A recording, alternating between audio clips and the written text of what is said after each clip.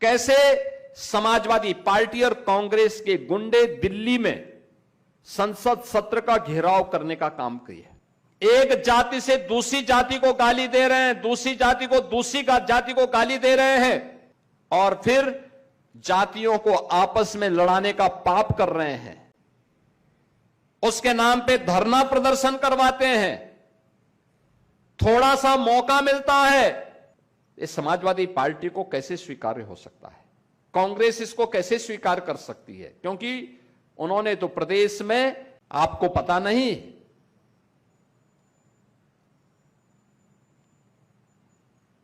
जब यहां पे Uttar Pradesh public service commission के चेयरमैन के रूप में ऐसे व्यक्ति को इसने अध्यक्ष बना दिया था जो उसके योग्य ही नहीं था। और जब उसके समय में एसडीएम की भर्ती होनी थी, 86 भर्ती होनी थी, 86 में से 56 एक जाति विशेष के समाजवादी पार्टी ने सिलेक्ट कर दिए। टॉप कौन किया था? जो हाई स्कूल में 3rd डिवीजन, इंटरमीडिएट में 3rd डिवीजन,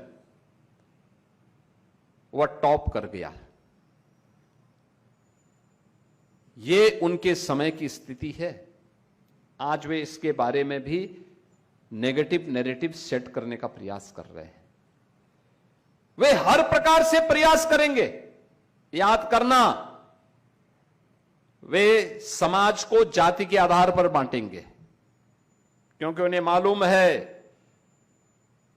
कि जब तक ये समाज एकजुट होकर के भारतीय जनता पार्टी के साथ खड़ा है, तब तक भारत को आगे बढ़ने से कोई रोक नहीं सकता है। जब तक मोदी जी के आह्वान पर भारत की 140 करोड़ जनता एक साथ खड़ी है, तब तक भारत को आगे बढ़ने से कोई रोक नहीं सकता है।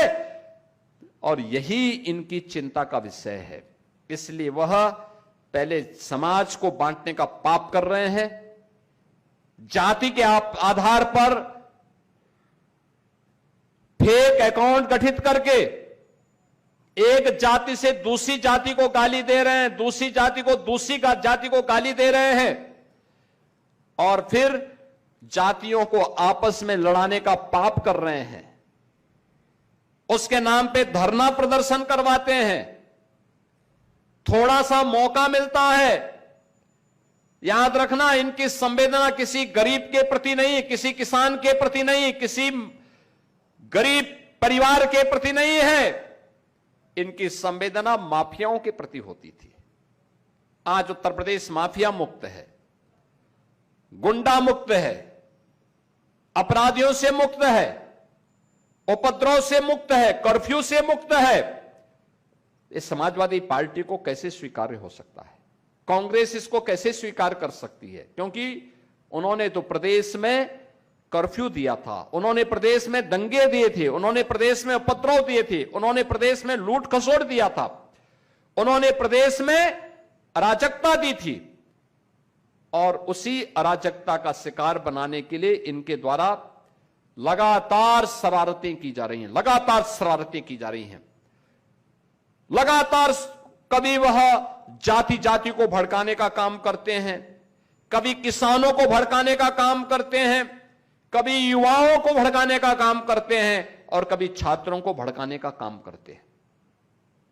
आपने देखा होगा कैसे समाजवादी पार्टी और कांग्रेस के गुंडे दिल्ली में संसद सत्र का घेराव करने का काम किया। कैसे घेराव किए, कैसे तोड़फोड़ कराए, छात्रों को बदनाम करने के लिए।